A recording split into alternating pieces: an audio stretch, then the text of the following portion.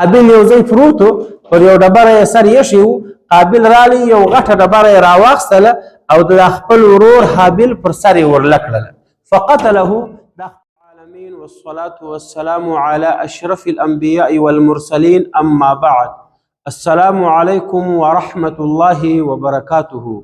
قدرمنو لیدونکو او اوریدونکو نن موږ د حضرت آدم علیه السلام د دوو زامنو حابیل او قابیل قصه کوو چې الله سبحانه وتعالی د قرآن کریم په 6مه سپاره سورة المائده کې بیان کړې ده. کله چې الله سبحانه وتعالی حضرت آدم علیه السلام او د هغه میرمن حضرت حوا علیها السلام د جنت څمځکې ته راشوه کړله او د دې نسل شروع سو، د دې بچان پیدا کېدل شروع سوله، نو هر کال چې به الله سبحانه وتعالی دې ته اولاد ورکوي هغه به جوړه وه، غبرګولیان به ول، 2 بچان به ول، یو به هلک و یوه به نجلۍ وه. کله چې به دغه بچان ځوانان کېدله نو حضرت آدم علیه السلام او حضرت حوا علیها السلام به د دې د نکاح او واده ترتیب برابراوه. په هغه زمانه کې د حضرت آدم علیه السلام د شریعت او د الله سبحانه وتعالی حکم داو چې په کم کال کې کومه جوړه پیدا سوله هغه به ورور و خور بلل کېدل، د هغو دوو نکاح به نه وسي، بلکې د دغه کال د هلک نکاح به یې د هغه بل کال د نجلۍ سره کول او د هغه کال د هلک نکاح به یې د دې بل کال د نجلۍ سره کول. دغه رقم د دې د نسل زیاتېدل شروع سوله. د حضرت آدم علیه السلام په اولادو کې د هغه په بچانو کې 2 بچان وه، یو حابیل نومېدی بل قابل نومېدی. د حابیل سره چې په کال کې کومه خور پیدا سوله هغه بدصورته ول، بدرنګه ول، او د قابل سره چې کومه خور پیدا سوله هغه حسنه ول، شایسته وه، جمیله وه. کله چې حضرت آدم علیه السلام او حضرت حوا علیها السلام د قابل د نکاح اراده وکړه نو دته یې د حابیل خور په نکاح ورکړل او حابیل ته یې د قابل خور په نکاح ورکړل. پر دغه نکاح باندې قابل خوابدی سو او هغه انکار وکړي چې زه د حابیل د خور سره نکاح نه کوم، هغه بدرنګه ده، بدصورته ده، بلکې زه د دې خپل خور سره نکاح کوم چې حسینه ده او شایسته ده. حضرت آدم علیه السلام ورته وفرمایل چې ای قابله دا د الله سبحانه وتعالی د حکم نافرمانی ده، د هغه حکم او فیصله دا ده چې ستا نکاح به د حابیل د خور سره کیږي او د حابیل نکاح به ستا د خور سره کیږي. قابل ورته وویل خپل پلار آدم علیه السلام ته چې دا د الله حکم او فیصله نه ده، دا د خپل ځانه ته موږ ته دا وایه. حضرت آدم علیه السلام ورته وفرمایل چې دا د الله حکم دی، دا چې ته یې نه منې نو تاسې دواړه د الله د رضا دپاره قرباني وکړئ. د هر چا قرباني چې قبوله سوه دغه شایسته او حسنه نجلۍ به زه هغه ته په نکاح ورکړم. دوی دواړو د قرباني اراده وکړله چې الله سبحانه وتعالی په خپل کتاب قرآن کریم کې په دغه الفاظو دا قصه کوي واتلو علیهم نبأ ابنی آدم. ای زما پیغمبره ته قصه وکړه و خپلو امتیانو ته د حضرت آدم علیه السلام د 2 زامنو بالحق، دا قصه په حق سره ورته وکړه. اذ قربا قربانا، کله چې دوی دواړو د الله د رضا دپاره قرباني وکړله، فتقبل من احدهما، په دوی دوو کې د یوه قرباني الله سبحانه وتعالی قبول کړه، ولم يتقبل من الاخر، د هغه بل قرباني الله سبحانه وتعالی نه کړه قبوله. کله چې آدم علیه السلام و دې دواړو ته وویل چې تاسې د الله د رضا دپاره قرباني وکئ، د الله د رضا دپاره هغه ته یو قرباني پیش کړي، د هر یوه قرباني چې الله سبحانه وتعالی قبوله کړه دغه حسنه او شایسته نجلۍ به زه هغه ته په نکاح ورکړم. قابل د کشت او کروندې کار کوي، هغه په خپلو غنمو کې وکتل، په خپل کشت کې یې وکتل، داسې کمزوري غنم یې یوه لپه راواخیستله، پر یو غونډۍ یې د الله د رضا دپاره کښېښول.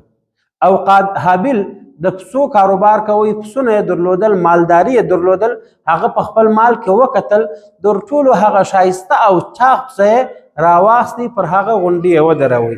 په هغه زمانه کې د قرباني د قبلېدو علامه دا وه د چا قرباني چې به الله سبحانه وتعالی قبوله کړه د اسمانه به یو اور رالی، د هغه قرباني به وسوځېدل.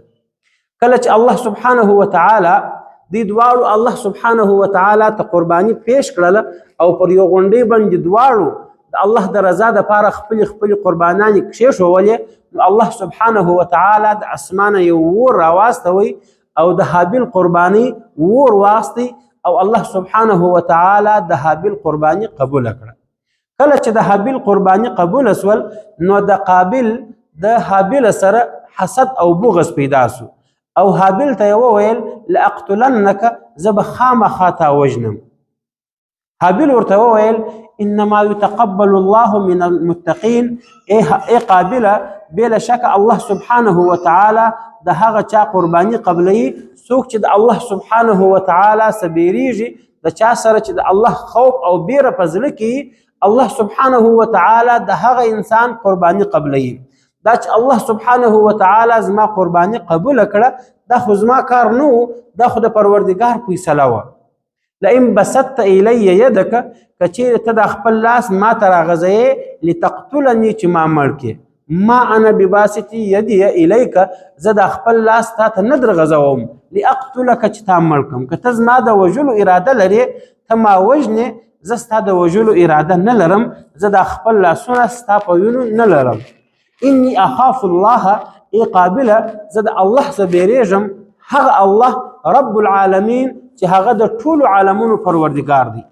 انی اریدو زه دا اراده لرم ان تبوء باسمی و اسمک چې ته ګناهکاره سې په خپله ګناه او زما په ګناه فتکون من اصحاب النار نو ته به سې د اور د خاوندانو څخه وذلک جزاء الظالمین او دغه جهنم او اور دا بلا شکه د ظالمانو بدله او جزا ده.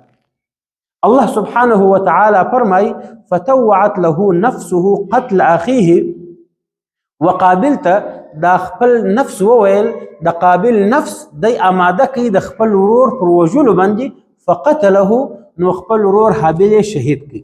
هابیل یو ځای پروتو پر یو ډبره یې سر ایښی و، قابل رالی یو غټه ډبره یې راواخیستله او د خپل ورور هابیل پر سر یې ورله کړله فقتله دا خپل ورور یې شهید کړي فاصبح من الخاسرین دی وګرځېدی د تاوانیانو څخه. کله چې خپل ورور هابیل شهید کړي او هغه یې مړ کړي هغه یې قتل کړي نو بیا دا نه ورمعلومېدل چې دا زما ورور زه څه په وکړم. بیا د خپل ورور په شا اخیستی و په دنیا کې ګرځېدی دا خپل ورور و خاورو ته د سپارلو طریقه نه ورمعلومېدل. الله سبحانه وتعالی دته د دې دپاره چې دا وروښیي چې دا خپل ورور چې تا مړ کړي دا نو اوس په خاورو کې پټ کړه. الله سبحانه وتعالی دوه مرغان ورته راواستول، دا یو مرغه راولاړ شو دا بل مرغه یې مړ کړي.